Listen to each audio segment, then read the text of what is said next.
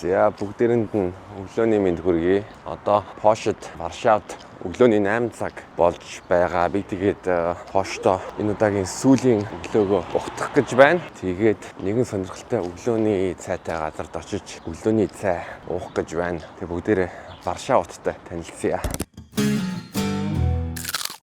За тэгээд Edidag контент та бүхэнд бодиттой баримттай хараад бус хоолны шүүмж хүргэж байгаа. Тэгээд Варшавын кафед өглөөний цай ямар хөө байдгийг бүгдээрээ харцгаая. Та бүхэн манай контентыг дэмжиж байгаа бол лайк, шеэр, сабскрайбаар дэмжээрэй.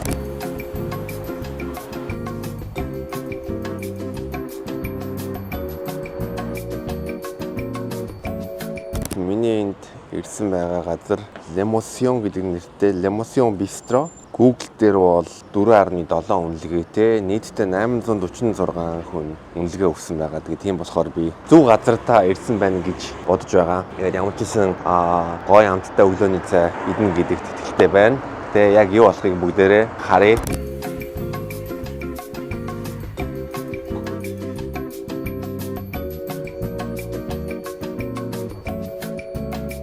Сая би захиалгаа өгчлөө. Тэгээд хоёр зүйл аавна. Би энэ газарт өчигдөр нэг уулзалттай байсан. Тэгээд надаа круассон нь маш амттай санагдсан. Круассон. Тэгээд энэ газар миний сонирхлыг татаад маргаашинд явахаас өмнө өглөөний цайгаа ууя гэж шийдсэн. Буудалтай өглөөний цайгаа үнгүй идэх боломж байгаа. Гэхдээ нэг гоё газар ороод өглөөний цайгаа идэх гэдэг шийдвэр гаргасан.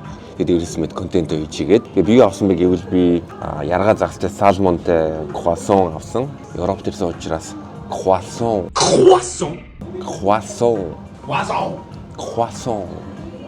Би яг одоо croissant идэх гэж байна. Croissant. За одоо croissant-а идэ да. Тэгээд юу идэж байгаа юм лээ? Жинхэнэ барзо. Үйлчлэгээ ер нь төргийн шуурхаа байгаа. Би яг менюгээ надад өгчөөд нэг 5 минутын дотор бол зөвч нь өөрөө хүрээд ирчдэг. Монголд бол одоо зөвч гэж зааландаа орилох, хашгирах шаардлагатай байдаг. Нөгөө зөвч нар нь ерөнхийдөө харахгүй, яахгүй, гэрэлэхгүй байдаг. Гэхдээ бас нэг ялгаа нь юу гэвэл энд юуны тип өгөх соёлтой байгаа учраас үйлчлэгээ үзүүлж байгаа юм бол үйлчлэгээ өндөр чанартай үйлчлэгээ үзүүлэх ерөнхий тийм хандлагатай байдаг. За би тэгээд юутай яргаа загстай croissant идэх гэж байгаа. Тэгээд ер нь Европт ирэх болгондоо загасны төрлийн юм сонгохыг одоо зорддог. Ягаад гэвэл одоо Пош улс бол 70-аад гарцтай. Тэгээд энд ирж байгаа загас, зарим загас нь бүх загас нь биш л дээ. Гэхдээ дийлэх загас нь бол одоо шинээр байдаг учраас загас идэх гоё байдаг. Дээрээс нь мэд загас идэх олон зуун жилийн уламжлалтай учраас загасаа гоё амталж, гоё хийж чаддаг. Тэгээд нэг сонирхолтой зүйл авсан. Энэ бол юутай truffleтай scrambled egg-тэй croissant байгаа, croissant байгаа. Croissant. Тинчэн ингэж энэ truffle-тэй хэмжээ хэр байх юм бол доо ер нь truffle чинь үнэтэй. Truffle-ыг одоо Францд ерөнхийдөө маш ихээр хэрэгэлдэг. Одоо тансаг зэрэглэлийн хоол гэж авдаг. Тэрийг нь гаханууд тэр truffle-ыг юу яадаг. Үнрээрээ аймууд дотор ингээд хайгаад явж идэг.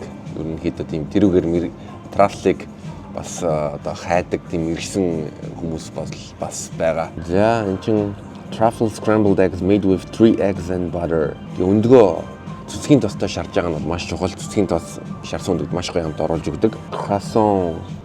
Comté cheese шүү дээ. Би comté cheese миний хамгийн дуртай бэлэг гэж хэлж болно.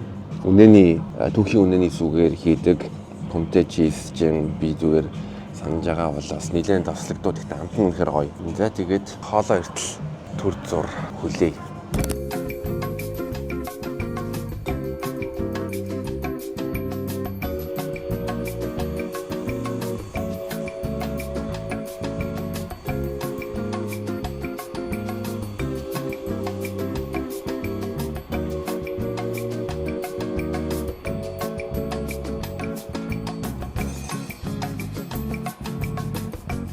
Би 0-д очоод гараа угаасан чинь эхний хоол маань гараад иржлээ. Дээрээс нь нэмээд би комтэй бэслэгнаас хэрчим авсан. Тэгээд энэ бэслэгний талаар бас ярих болно. За. Croissant яргаа загстайгаа идэ. Өнөөхдөө яргаа загс авокадо гинэ. Авокадо. Тэгээд сэндвич маягаар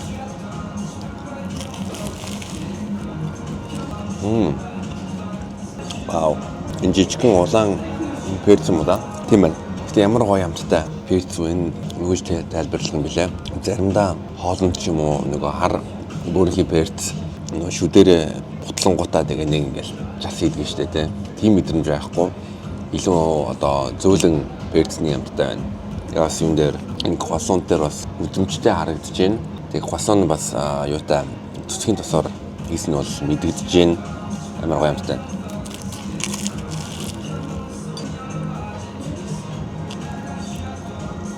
Сос нь зөөлөн самтай байна.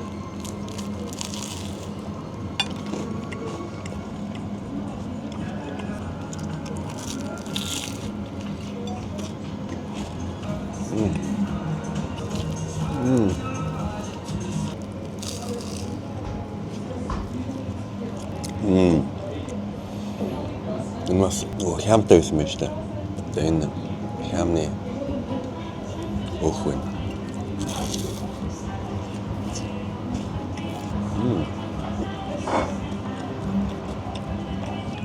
This is really good. За одоо Comté бэлтгэний талаар асууя. Альпийн уулын агууд хадгалагддаг гинэ. Тэгээд ийм сэрүүн чиглэг нөхцөлд хадгалдаг. 24 сар хүртэл хадгалдаг бяцлаг юм байна. Зөвхөн Монтбелиард эсвэл Симентал сүүний үйлдвэрийн үнэний сүгээр хийдэг.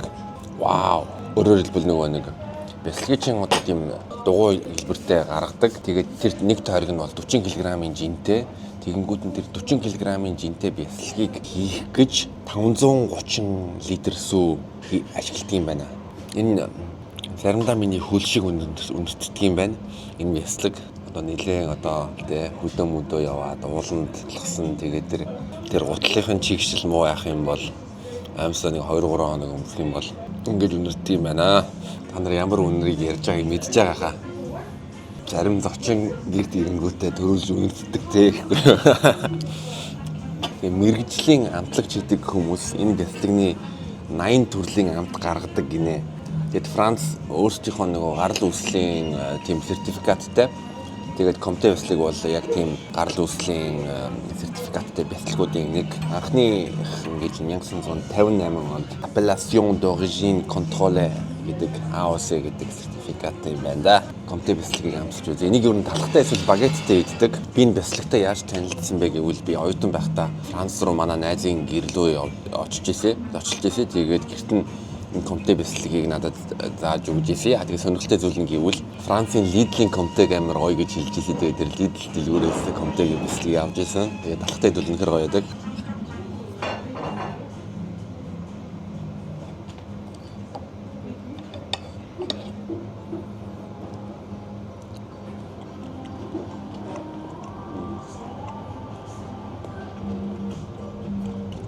Амт нь үнэхээр баялаг шүү.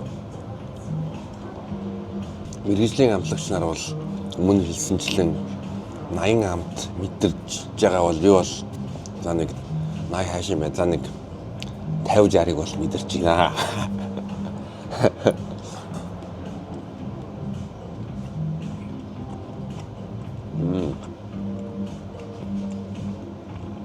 Тайлбарлахад нэлээд том даалгавар юм байна. Энэ бол үнэхээр өвөрмөц амттай бяцлаг юм байна. Баялаг. Амт нь бол үнэхээр баялаг.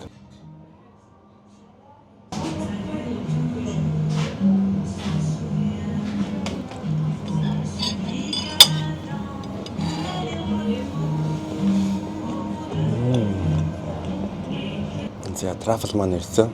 Трафл croissant маань ирсэн. Трафлын талаар GPT яах маань юу гинэ? Трафл бол мөөгний дүрэл газар доор ургадаг. Тэгээд одоо ургамлын үндэстэй симбиоз одоо хам тогтолцоонд амьдардаг.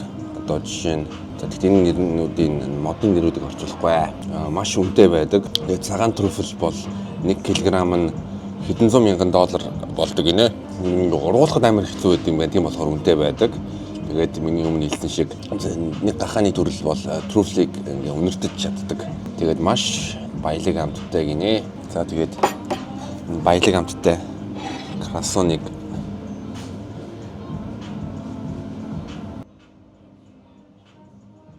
зэн гахалтай truffle За нэг хэрхийг намсаа үзчихье.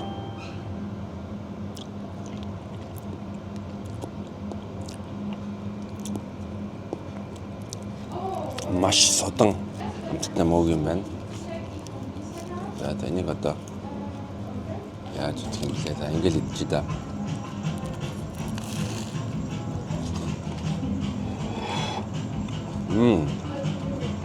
Амар.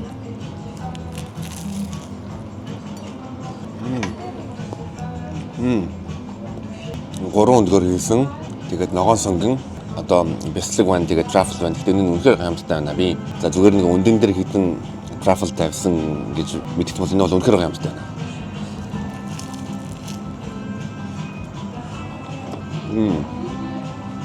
Вау. Энэ бол үнэхээр гайхалтай байна.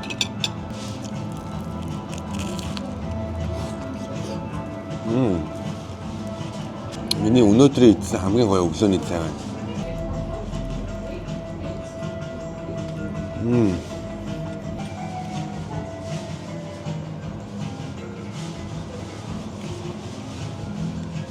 Салмон croissant тэгээд энэ truffle scrambled eggs croissant хоёулаа супер байсан. Би бол хоёулаа 5-аас 5 өгнө.